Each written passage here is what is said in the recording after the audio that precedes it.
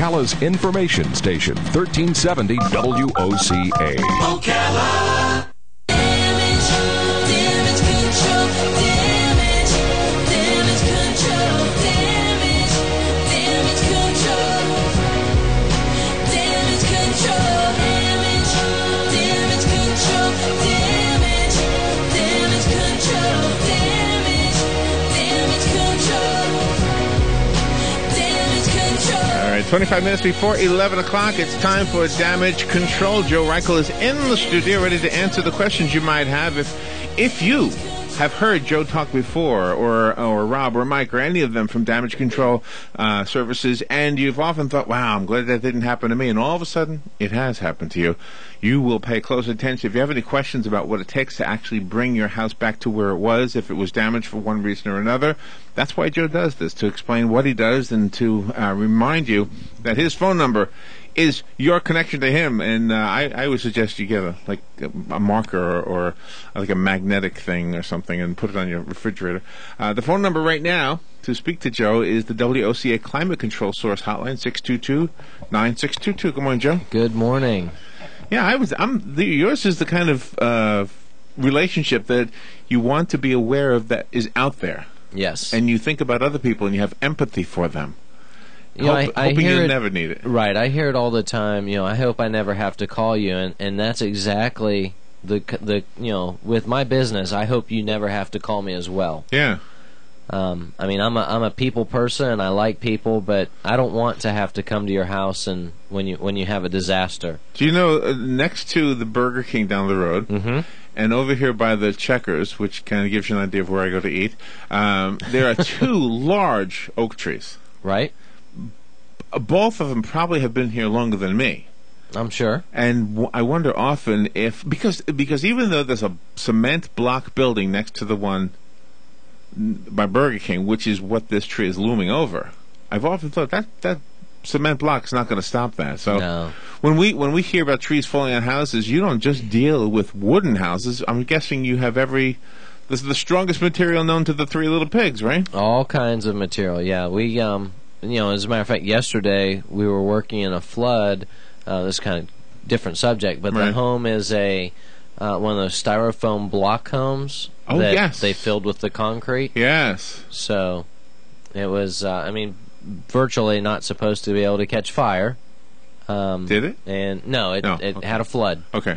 One of the supply lines underneath the bathroom sink created a leak and was just spraying water under the sink. How do you get that fixed if it's embedded in concrete? Well, this was in the cabinet, so. But if it's in the concrete, it's just a matter of chipping it out until you get to where the leak is to fix it. But yeah, that's yesterday. We started the day with a flood yesterday and ended it with a flood. There was the first one was a flood over the weekend, and we responded to it yesterday morning. Was when we got the call to go out there and we did all the extraction and tore out the laminate flooring, and the guys are there again today to finish some of the demolition.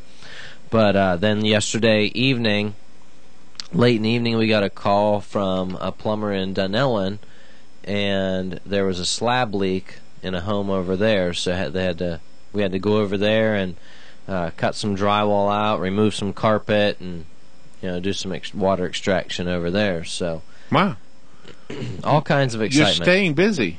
Yes. That's not good for them, but good for you. I mean, it's good for business. Good, yeah. Good, and it's good to know that business. There's somebody out there who can help us. Now, if somebody asked me how long it takes, I'm sure that the answer is it varies. But I would often, my question to the person who would ask, this is fictitious, nobody really did, but if somebody did, I would say, don't worry about time. I mean, I'd rather it be done right than quick. Yes, and that's the guy yesterday.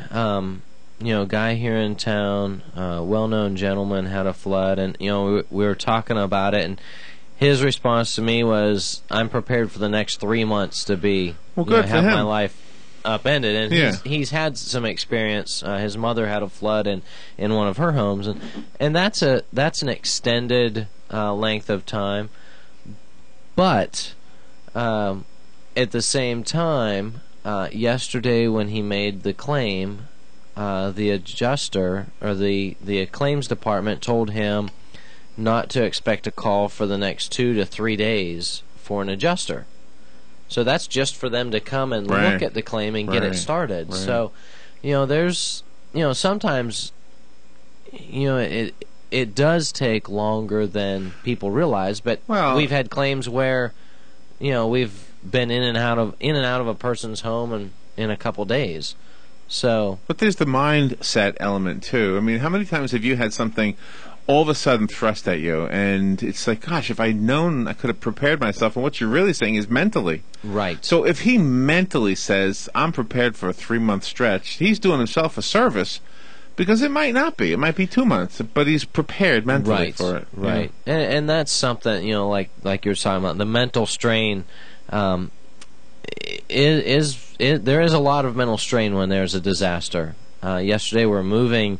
We've got to move everything in his home in 2 bedrooms and a bathroom and his kitchen to another area of the house.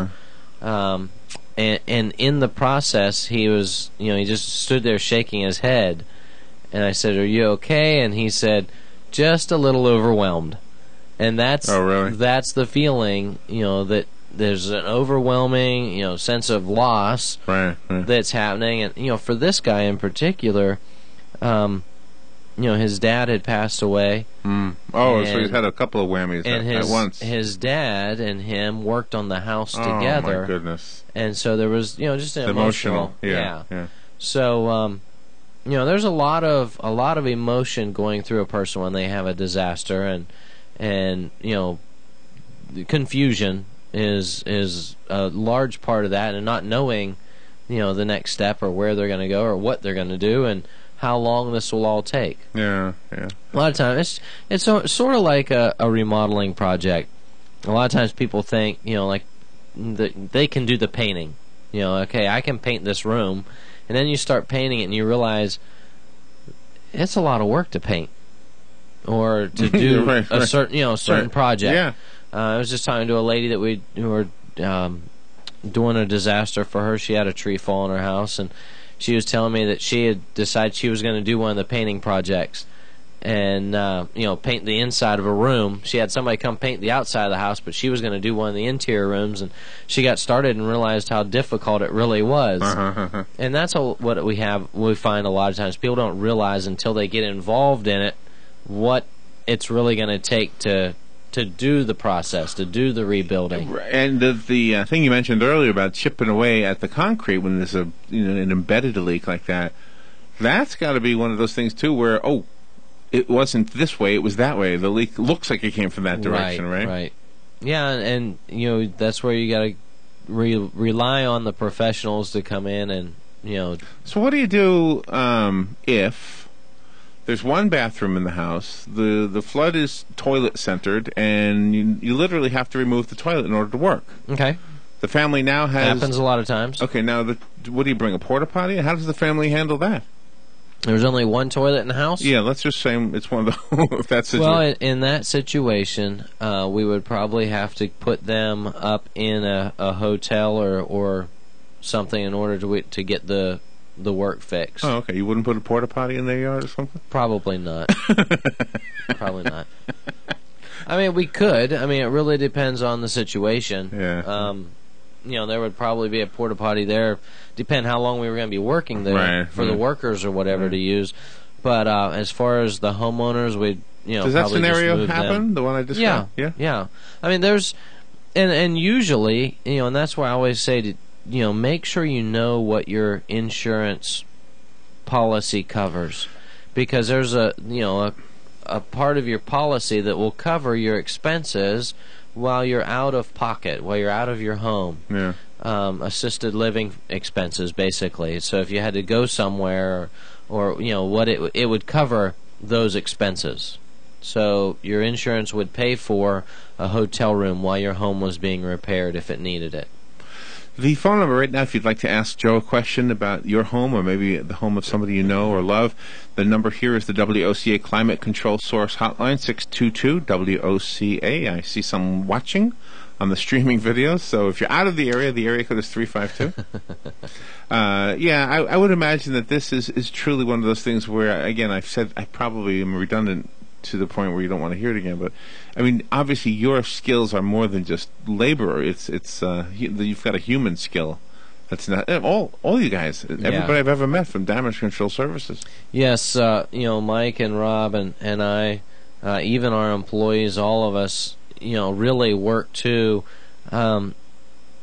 We work to understand the situation of the homeowner or the business owner that we're dealing with. I mean, if it's a business, like for example, one of the projects that we've got going right now is the Be Quick, and we're almost done. And he wants to open that up. He wants to get it. I bet he does. He wants to get right back into business, and everybody keeps saying, "When are you going to be open? When are you going to be open?"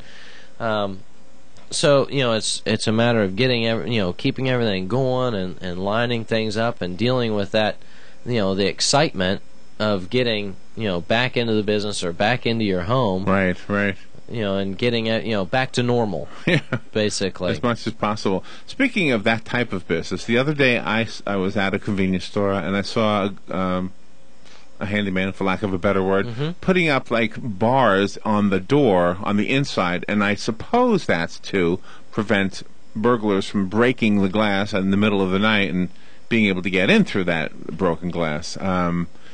Obviously, that's preventive damage control, and somebody still might try to bust through it with a brick or something. But do you ever get that kind of call, just to kind of, can you reinforce something because of the fear of theft, that kind of thing? Human caused damage, I guess. Right, I can't think of anything offhand. We have done some as far as burglary, as far as going and boarding up homes after they've been burglarized. Oh, wow. In order to, they called their insurance company. Insurance company had called us to come out and take care of that. And also some friends that, have called and said, hey, one of my family members just had this happen. Someone kicked in their door. But like for example, the Be Quick that we were talking about, that convenience store in Dunellen, they have screens that go up on the outside of the home, metal. Outside the building, the metal plates to guard, to protect it. So, when you say screens, you mean the like wrought iron screens, right? Well, they're not really a screen. They're more of a metal covering, like a mesh. Well, this is more of a solid metal. I said screen, but okay. Yeah. Oh, so really? Yeah. Where they are, they got an issue. Well, I mean, you can have an issue anywhere you're having. I know. Yeah, but some areas it seems like every store has them, and other areas. That store, that location is pretty secluded. It's isolated. Really. That's why. Yeah. It is. So. That's too bad, isn't it? It sure is. I mean, it's bad enough that you have to fix and prevent damage that's inevitable, naturally happen. But when humans cause damage, it's. Yeah, human caused damage is always. I mean, you're working with the emotional of why would someone deliberately do that? Right. So. I mean, human caused, if it's an accident, that's different. Right. Somebody steps on the gas and they're going forward instead of backwards. That's not good. By and the way, we've had a couple of those too. Yeah, I bet you have. Cars in homes, cars in buildings. By the way, there was a. You remember the story of the house that had the sinkhole and the man in the bedroom was swallowed and towards died. Tampa area. They tore that whole house down. They didn't. Obviously, they just well, who would want to live there anymore? So I guess that was the best solution. But I haven't really followed it. There's a friend of mine that's in the disaster restoration business down there. She knew the family that this happened. Oh wow. Or had gone to school with them or something. So she had personal connections to them. But that's terrible. Yeah, it really is. That was a sad story. And anything in the works right now that's like bubbling under the Hot 100, as they say? It's an old hit radio term, by the way. Yeah, I can't think of anything, really exciting. No bubbling. Nothing with the approaching hurricane season? Nobody's asking you to... I looked at the list. There are no hurricanes named Larry. There was one. Right, but there's none on this list. Upcoming. Yeah, upcoming. The 2013 Well, here's my names. issue with Hurricane Larry. This is why I didn't like Hurricane Larry. Because I said, look, if you're going to name one after me, let it be strong. Let it be powerful. Let it be something people are afraid of. It was wimpy. Something everybody will remember. It wimped out. In fact, the weather guy said, well, Larry's wimping out on us. I said, come on now. Couldn't you have given me a what's in a stronger name, storm? Really? Hurricane Sandy, on the other hand. Yeah. Yeah. And that's the neat thing about a hurricane. Once it's, it becomes, whatever, so powerful, then they retire that name, never to be used again. When did they start naming snowstorms, by the way? I know that's not your business, but... No, we don't have many of those But here. you know what I'm talking about, right? You've on the Weather Channel, you see a snowstorm, it's got a name now? I don't really follow snowstorms too much. Right. Robin has a question, right? No, it's from a listener. Oh, prevention work done on a home. Yeah, well, that is kind of where we were going. So somebody called in, Robin? Yeah. On the office line? All right. Prevention work. Can you talk about prevention? Storm prevention or disaster prevention, it's always good to know, like, for example, the home we were talking about that had the flood that we went to yesterday morning. He was able to turn the water off. Once he discovered it, turn the water off. So knowing how to turn the water off to your home is key. I mean, that can prevent a lot more damage from happening. Being prepared as far as having phone numbers to call in case of disasters, being able to have, with the hurricane season coming up, people talk about having a to-go bag. So basically, the important thing with for example, let's just talk about the hurricanes coming up. It's always good to have a plan. People who prepare in advance are always able to handle a disaster better and recover faster than people that aren't prepared. So having a plan as far as knowing evacuation routes, having things that you can take with you, being able to have, if you don't have to evacuate, having supplies that you can use to, like a tarp, if you needed to tarp in a small area, or if a limb punctured your roof, or being able to board up your windows. These are all things that you want to be ready for. If a storm's coming, one of the neat things that I learned that I had never had thought about before was, they were talking about freezing water bottles in your freezer if you have room. Freezing, like gallon-sized jugs. Yeah. And that way, you can use the water, and it's also keeping the ice or keeping things colder if the electricity goes off. So there's all kinds of tips and tricks out there. The Red Cross on their website has one. Marion County Sheriff's Department, marionso.org, I believe, is their website. I think so. And there's a whole page on hurricane prevention.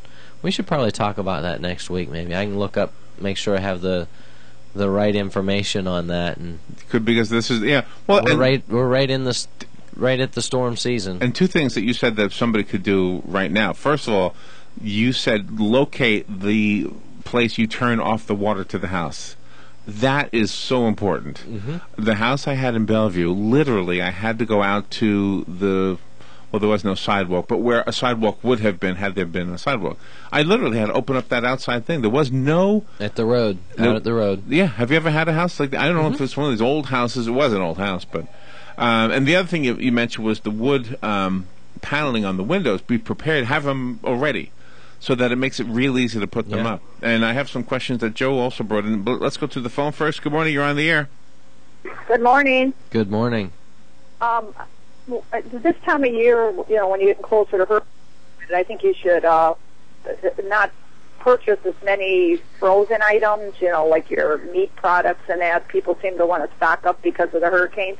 And then when the electric goes out, you're stuck with 20 pounds of hamburger and pork roast and all this that you could end up tossing or having a neighborhood barbecue. Exactly. Yeah, and that's where your canned goods, you can always take those with you if you had to evacuate. Whereas your frozen frozen items you can't take with you. Another tip somebody once told me was fill the bathtub up with water. Yes, I was thinking that also.